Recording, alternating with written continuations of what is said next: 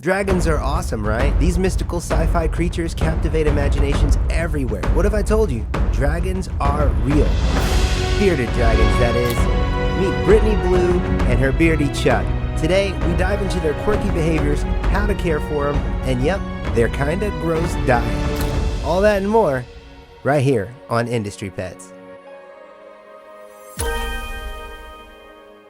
Brittany Blue, welcome to the show. How's it going today? Good. Just woke up, got Chuck up. He was a little tired this morning because it was rainy. Bearded dragon, what made you get a bearded dragon as a pet? Tell me why you're in love with a lizard as opposed to traditional pet.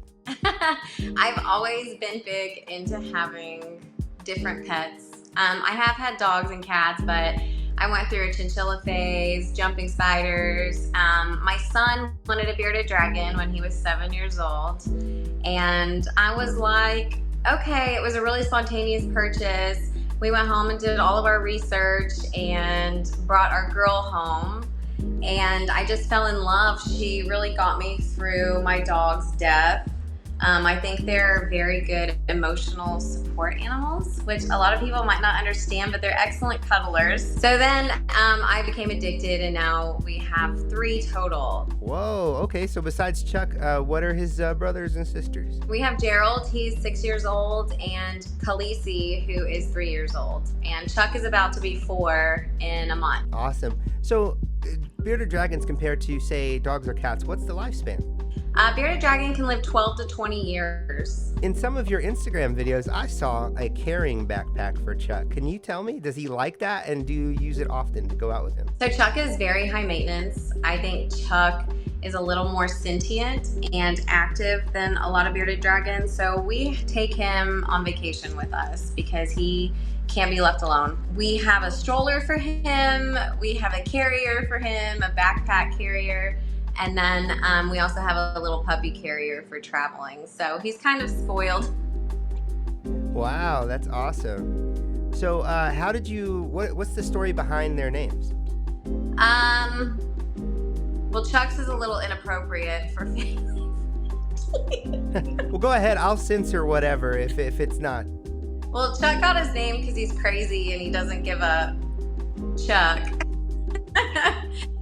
Khaleesi got her name because I'm a huge fan of Game of Thrones, and Gerald was actually named by my boyfriend who owned him before I met him. Gerald, that's cool. The old man name. What's a day in the life of a bearded dragon owner like? So in the morning we turn their lights on, and Chuck takes about 45 minutes to wake up. He is not a morning dragon at all. And then once he gets up, he sits there for about 5 minutes, and then he comes to the glass. He starts scratching and going back and forth to let us know he wants out. So we'll usually put his ramp up. We had to train him to use his ramp, but he uses it very well now. He goes up and down as he pleases. We let him out about 1 to 2 hours a day along with the other dragons, but they do have to be separate because they are solitary creatures and they unfortunately don't get along. They eat around lunchtime when we eat. If Chuck sees us sit down and eat before we fed him, he throws a fit in his enclosure. He head bobs at us and goes crazy. He truly understands more that's going on in the world than anyone could ever believe or would ever give them credit for. He's just always watching us, always paying attention, and knows what we're doing. And then typically after Chuck eats lunch, and the beardies eat lunch, they bask under their light so they can digest their food.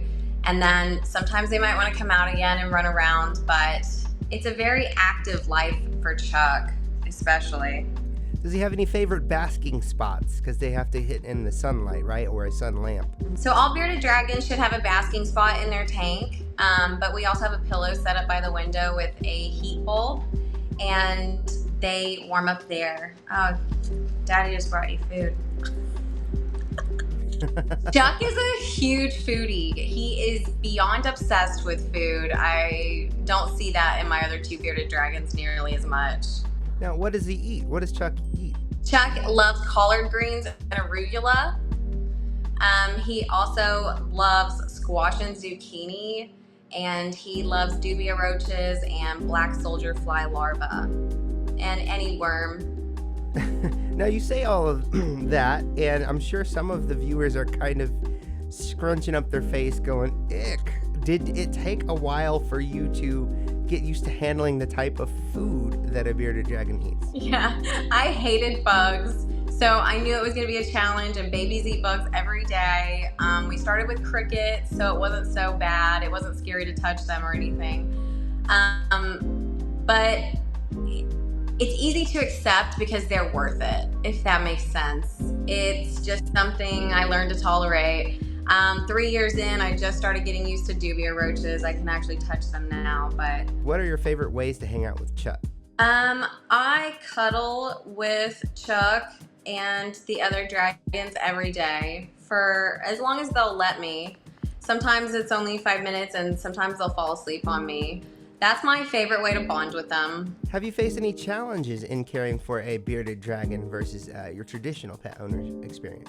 Finding care for a bearded dragon when going out of town is probably one of the biggest challenges people will face. Now, when you go out of town, are you on planes or in your car? Or are you in your car? No, we road trip with Chuck, so we've given up planes so that Chuck can go on vacation with us. Some of us that know your channel know that bearded dragons can be quite expressive. So what are the different ways that Chuck expresses himself, and how do you know that those represent those moods? So Chuck head bobs for every emotion. Typically, bearded dragons head bob to show dominance, be territorial, and to show that they want to mate. But one thing we noticed about Chuck, probably over a year ago at least, is that he head bobs for everything.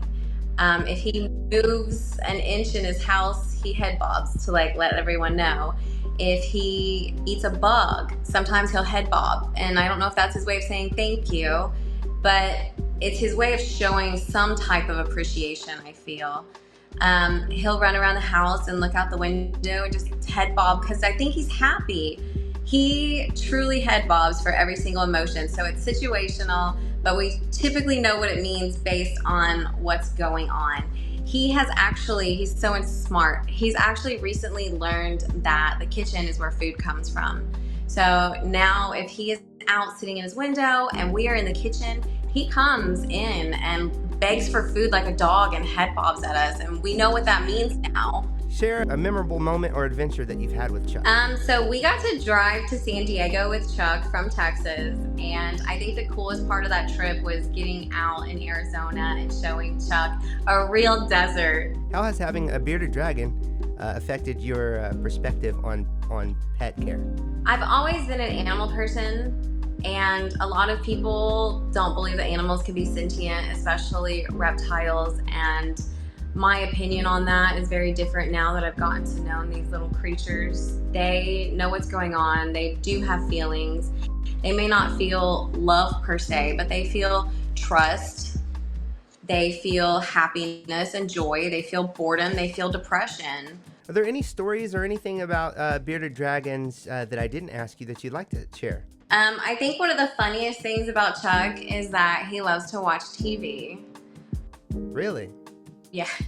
So when my nieces come over, they want to watch Gabby's Dollhouse, and Chuck will literally stop whatever he's doing and stare at the TV. So we tell everyone that Gabby's Dollhouse is his favorite show.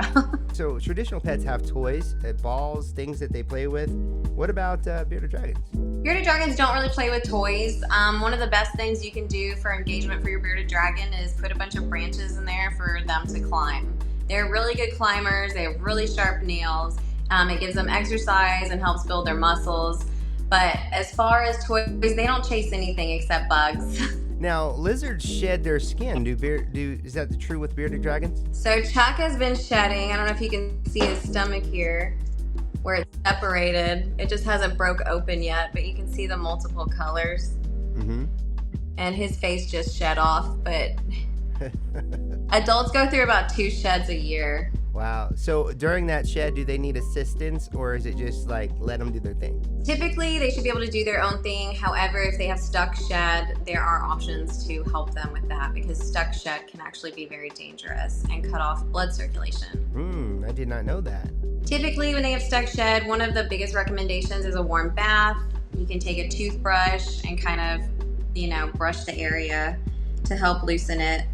But if you can't get it off, then it becomes a vet situation. Do you have to give them baths like you do other animals? No, bearded dragons do not need baths unless they are dirty, because sometimes they'll poop and run through it. I mean, animal stuff, you know.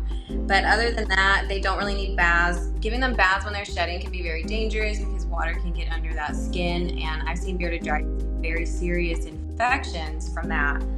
So they are dry shedders, and no baths unless dirty. Let's shout out your charity highlight for this episode. Tell us about a Shedding Chance reptile rescue. So they're friends with us on Facebook.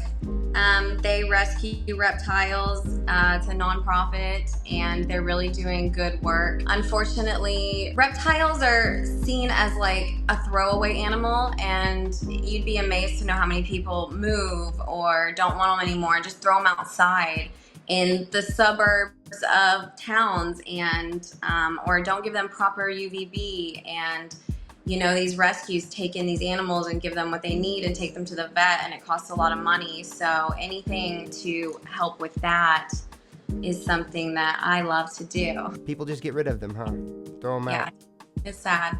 I have a lot of people reach out to me in my DMs. I'm really good about catching my DMs and trying to answer questions and help people. And I can't tell you how many people have told me they found their bearded dragon outside under a bush. Wow. Yeah, it's crazy. Okay, well, hey, this is really wonderful, and so it's great that you check your DMs too. So since we're on that subject, let's go ahead and wrap it up by telling everybody watching how can they find you and get a hold of you. Well, we are on Instagram, YouTube, Facebook, TikTok, and Snapchat under Bougie Beardies. You can try at Chuck the Bearded Dragon to find us on most of those socials. Awesome. Well, thank you so much, Brittany, for you, and thank you to Chuck as well, who joined us live, and we appreciate all of the information about bearded dragons today. Awesome, thank you.